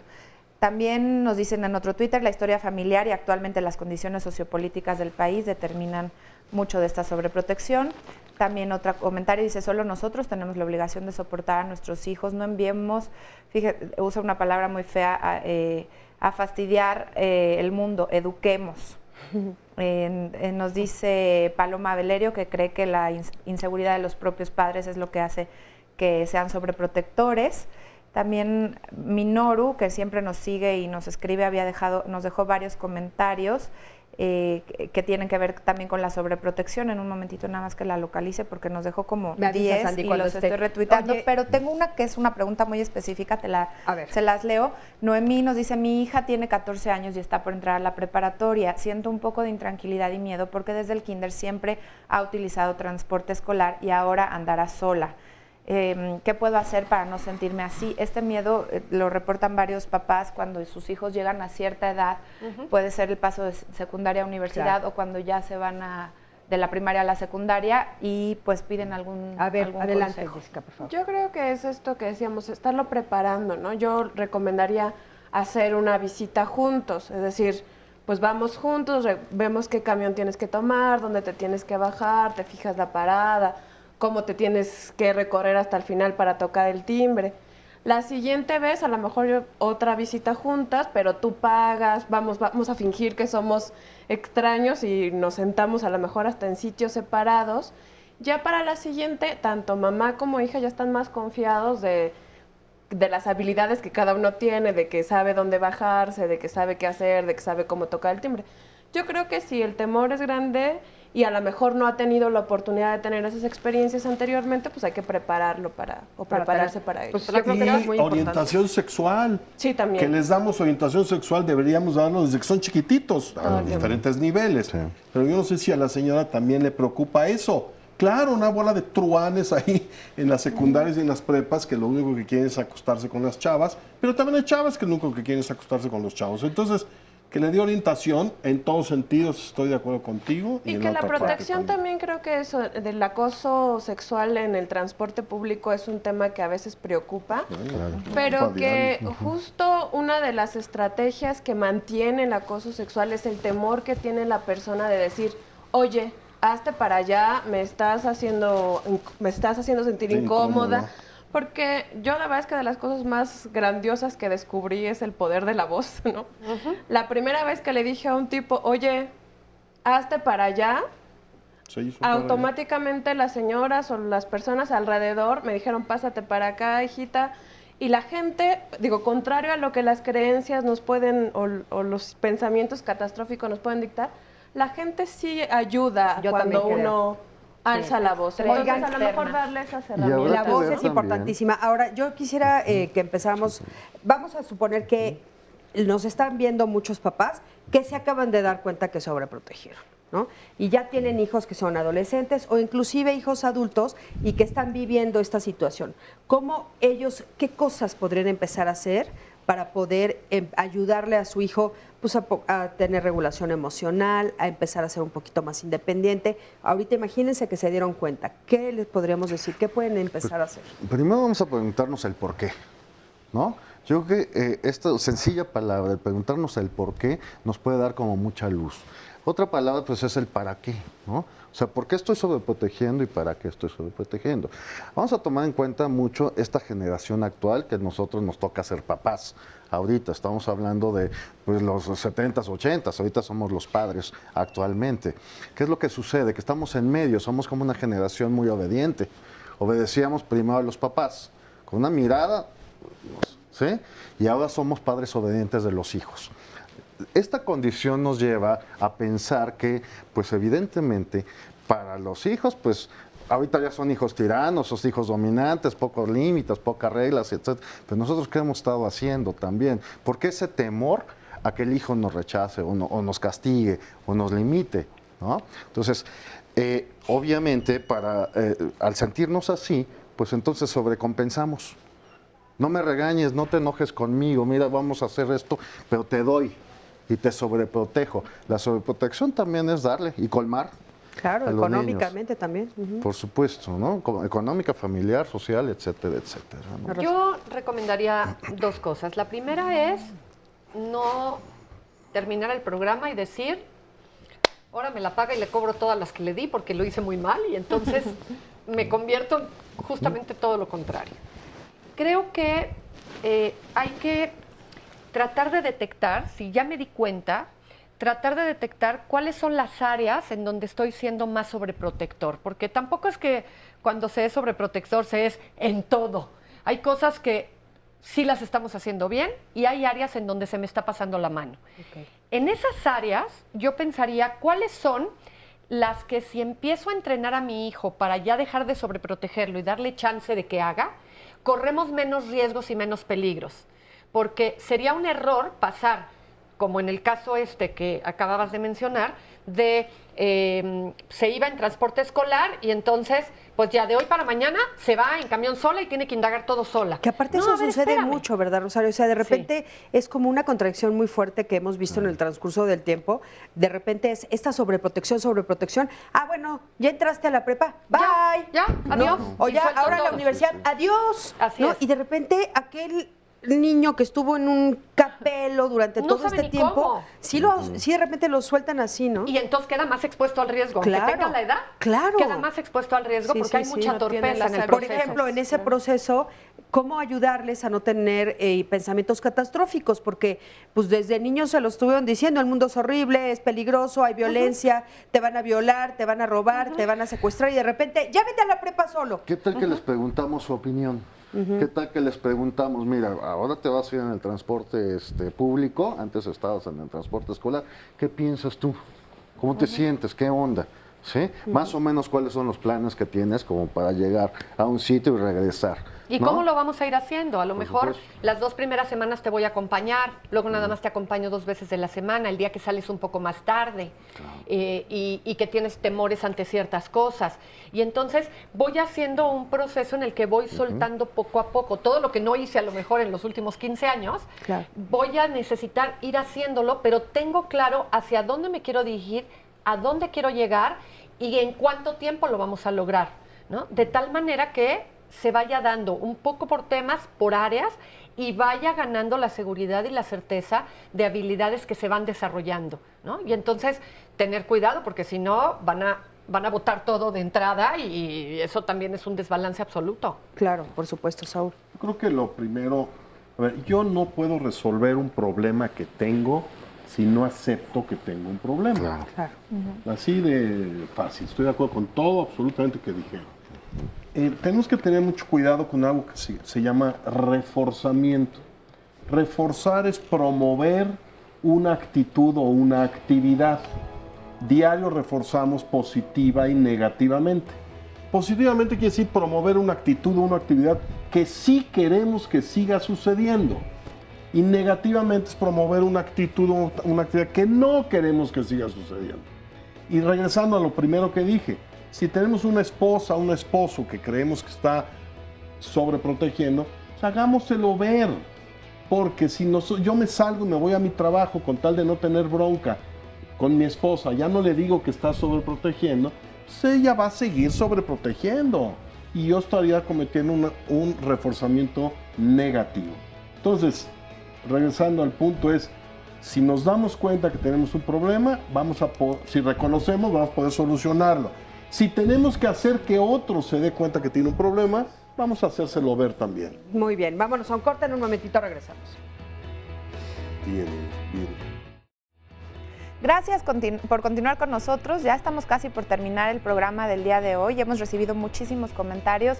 Gracias a todos ellos y por supuesto por su participación, porque es lo que más enriquece este programa y muchas dudas que también se han resuelto gracias a nuestros invitados. Vamos a darles un adelanto de lo que vamos a hablar la próxima semana para que nos empiece a llamar. Si quiere asistir al programa, nos comparta su testimonio. El título es Las expectativas de los padres respecto a las actividades deportivas de los hijos.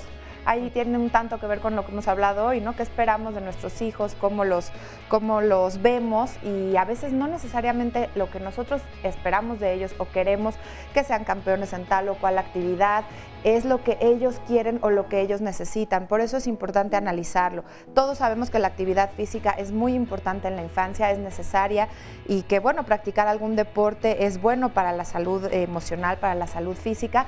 Sin embargo, muchas veces las expectativas de lo que nuestros hijos van a realizar y lo que van a obtener a través de estas actividades no son realistas. Por eso es importante analizarlo y con ayuda de nuestros invitados lo vamos a hacer la próxima semana.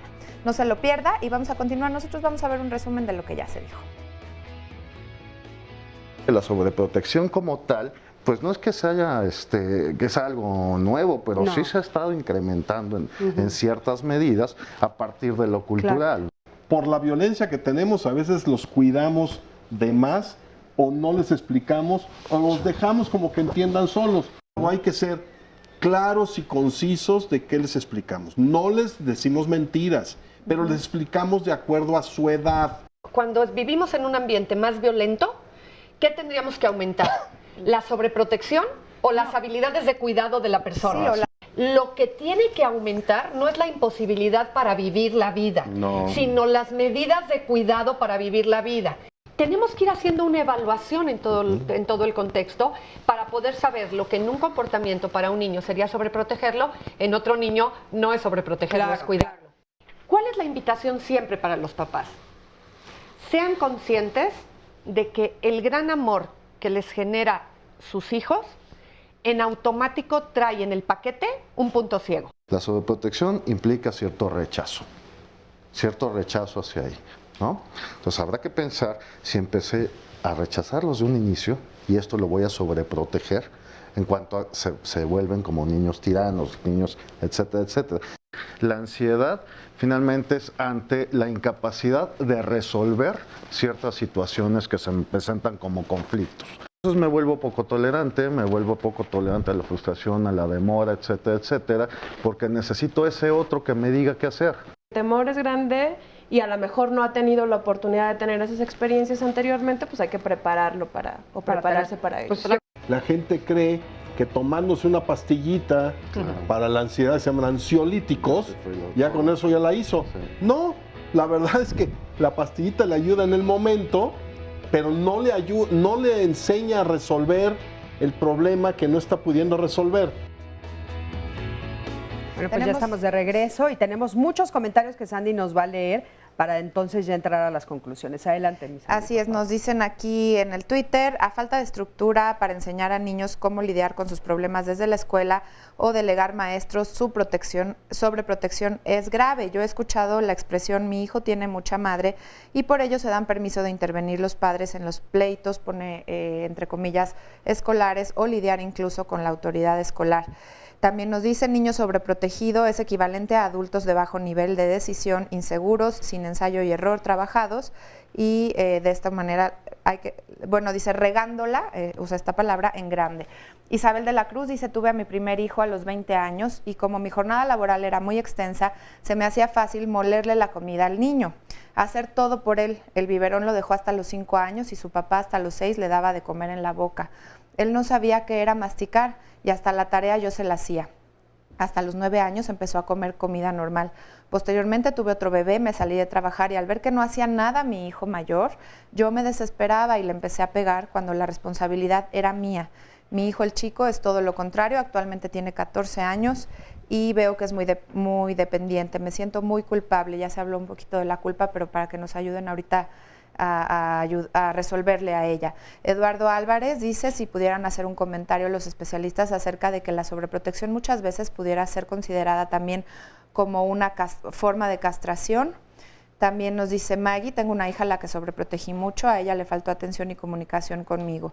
Ahora tiene 41 años de edad, pero no es autosuficiente, es dependiente de mí. Eso no me gusta. Ahora, para mí la familia, la sobreprotección no es una forma de maltrato porque yo vi que a ella nunca le faltó nada. Fíjense, hay como muchos niveles, ¿no? En esta idea de lo del maltrato. ¿Algún comentario con respecto a las llamadas? Sí, en general yo lo que pensaría es que va a haber nuevamente muchas historias y muchos lentes desde donde tendríamos que leer las cosas. Si papá y mamá se aseguran de hacerse responsable de sus propios puntos ciegos, de no ver a los hijos, si tienen más de uno, como paquetes, sino como individuos que tienen necesidades específicas. Y si tenemos y contemplamos que va a haber un proceso en el acompañamiento del desarrollo y crecimiento de nuestros hijos, y en ese proceso cada vez tenemos que ir palomeando más lo que mi hijo es capaz de hacer, en lugar de que a mí se me acumule más chamba, de alguna manera voy por un buen camino. ¿Okay? Claro. Ahora, ¿Cuál sería el peligro después de lo que hemos hablado hoy?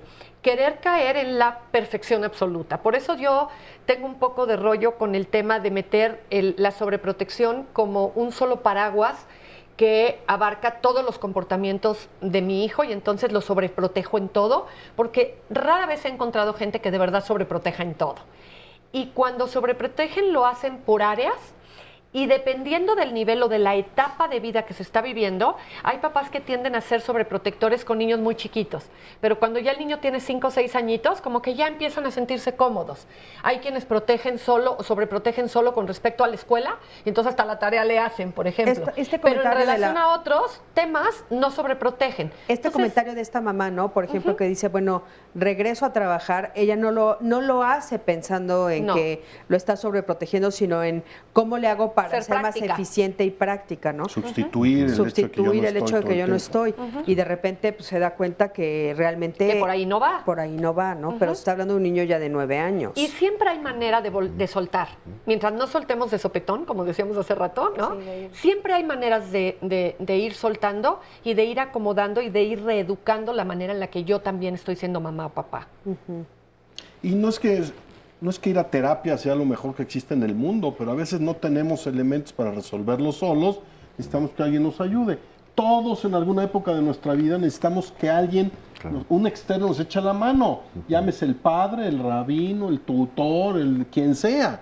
No tengamos miedo de eso. Los terapeutas no castigamos a la gente, no les reclamamos, no les estamos diciendo lo que tienen que hacer. Somos un vehículo para que la gente se dé cuenta que está metiendo la pata en algo, si es que es real, y que lo pueda corregir con sus propios elementos, nada más siendo guiado, ¿no? Claro, sí. Ahora hay algo que han estado como preguntando en reiterativas veces en cuanto a las llamadas que tiene que ver con la escuela, ¿no? ¿Qué es lo que sucede en las escuelas? Son como escuelas muy limitantes, mi hijo está como muy pues no puede expresarse libremente, ¿no?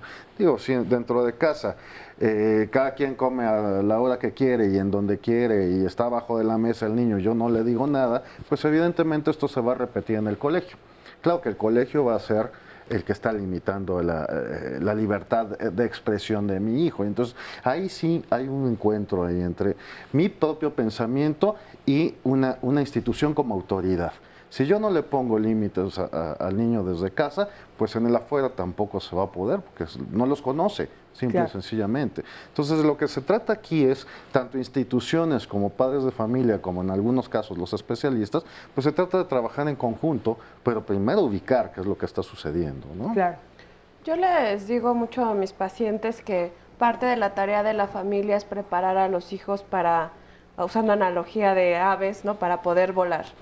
Yo digo, pero pues antes de que las papás los avienten del nido, pues tienen que probar que las alas están fuertes, que han crecido lo suficiente, que tienen las habilidades necesarias. A veces los hijos quieren aventarse antes del nido y entonces al papá le toca ver o valorar que las alas todavía no están lo suficientemente fuertes y hay que trabajar un poquito más en ello. Y a veces los papás les da miedo que aventarlo y que no les dé chance de volar bien y que no vayan a caer adecuadamente, pero ellos tienen que confiar en las herramientas que han estado generando a lo largo del tiempo para que ellos puedan volar. Entonces, creo que un poco como decía Chayo, pues tener estas listas de las cosas que se tienen que ir logrando por etapa específica e ir palomeando. Mi hijo ya es capaz de vestirse solo, mi hijo ya es capaz de pedir las cosas por sí mismo, mi hijo ya es capaz de ayudar a poner la mesa, mi hijo, y entonces cada etapa del desarrollo... tomar algunas decisiones, ¿no? Exacto. Por ejemplo. Porque después es como esto de estar todo el tiempo tomando las decisiones por ellos y después le pides, escoge una carrera. Sí, claro. ¿No? Y entonces, pues a ver cómo, si todo me lo has elegido tú. Ahora, tú decías que había un problema en las escuelas, que querías comentar rápidamente un problema en las escuelas. Sí, justo, por ejemplo, cuando no los dejamos tomar decisiones, hay algo que se llama moral heterónoma, que es donde nosotros aprendemos a decidir lo que está bien y lo que está mal en base a nosotros. Cuando no nos dejamos tomar decisiones, pues los demás tienen que tomar esas decisiones por nosotros. Es mucho más fácil ser vulnerable o víctima de acoso escolar cuando yo estoy pensando en qué es lo que está bien para los otros, cuando no me siento seguro de mí mismo. Y entonces las personas que son sobreprotegidas tienen muchas de estas características que las hacen más vulnerables al acoso escolar. O sea que también inclusive para eso hay que prepararlos. A ver, Sandy, ¿ya encontraste las otras? Sí, nos dice, Rosalena, yo tengo un hijo de 30 años y tengo otra hija de 19. Con mi hijo no quise tratarlo como me trataron a mí. Tenía muchas reglas, en su caso nos platica, yo tuve muchas reglas, me prohibieron muchas cosas y yo le di libertades a mi hijo que no tuve. Me fue muy mal, se me fue de las manos y nos dejó de respetar. Cuando vi lo que pasó con mi hijo, regresé a como me habían tratado a mí, con mi hija.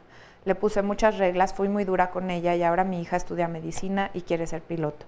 Siento que no vi el punto medio. Híjole, qué difícil, incluso con en la misma familia, con los hijos de la misma pareja. Claro, es que se nos olvida de repente esto que decías, ¿no, Rosario? Que hay que ver a cada uno en su individualidad y hay que darle a cada uno lo que cada uno necesita. Y reaccionar de rebote. Claro. Como A no funcionó, entonces es B. No, a lo mejor hay C, D y E. O sea, búscate una combinación más apropiada. Sí, es que Además, los extremos, ¿no? Nosotros lo que decíamos, mamamos de nuestra familia. Pretender que no queremos que sean como nosotros, o sea, que sean mejores que nosotros, o no hagan nosotros. Tienen que pasar generaciones. Sí. Porque aparte tú no sabes cómo hacerlo diferente. Pues y justo, claro que no, si mamé una cosa. Claro, y justo hablando de esto de que no sé cómo hacerlo diferente, ¿qué luz les podríamos dar a papás y a mamás que nos están escuchando, Saúl, que tienen hijos adultos y que se están dando cuenta ahorita que sí siguen dependiendo esos hijos adultos de ellos? O sea, si ahorita alguno se dio cuenta, ¿qué puede empezar a hacer? Bueno, lo primero, que bueno que se dio cuenta. Lo segundo es, si ya saben que ha metido la pata, bueno, pues empezar a analizar por qué, cómo le hizo y hacerlo. Había una señora que dijo, mi hija que ya tiene 42 años sigue dependiendo de mí. Pues entrénala, así como la entrenaste a que no se haga pipí, ¿no? Pero ¿cómo te entrenas tú como papá? Porque obviamente es algo que yo hice también. Yo fui parte de eso. Si ya me doy cuenta y puedo hacerlo yo, adelante. Y si no, busco una asesoría, un grupo que me ayude a hacer cambios que le beneficien a mis hijos. No voy a cambiar totalmente, eso lo mamé, ya Ni tengo de un día para 50, otro. 60, ni de un día para otro. Una típica es hacerte cargo económicamente de tus hijos y seguirles pasando dinero y para que vivan más fácil. Que aparte eso tiene una ganancia secundaria para ti como papá. Bueno, es que mantienes control, el que paga manda. Además, ¿cuántas veces se empuja a los hijos a que se casen? ¿No? Sí. O sea, Y no luego tiene se los ni usa. trabajo, no tiene cómo mantener una esposa o un esposo, como sea. Y entonces, fácil, pues cásate y te vienes a vivir aquí y sigo teniendo el control y siguen dependiendo de nosotros. ¿Qué pueden hacer en ese caso? ¿Qué caes en la cuenta? Cuando caes en la cuenta de una situación así, lo que haces es dar rangos de tiempo. Otra vez, no lo voy a correr, ya caí en la cuenta y ahora te vas en la casa.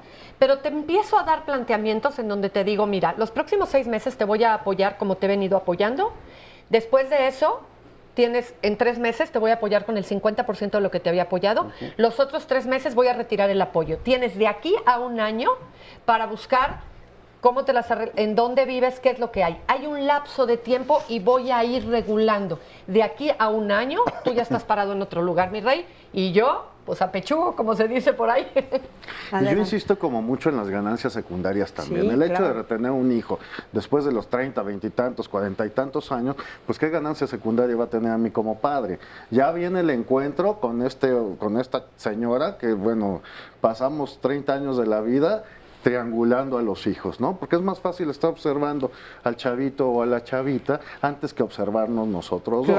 Entonces, si se va en la torre, va a haber un encuentro entre tú y yo. ¿Cómo lo vamos a resolver? ¿Qué es lo que vamos a hacer? Ya el nido vacío, etcétera, etcétera.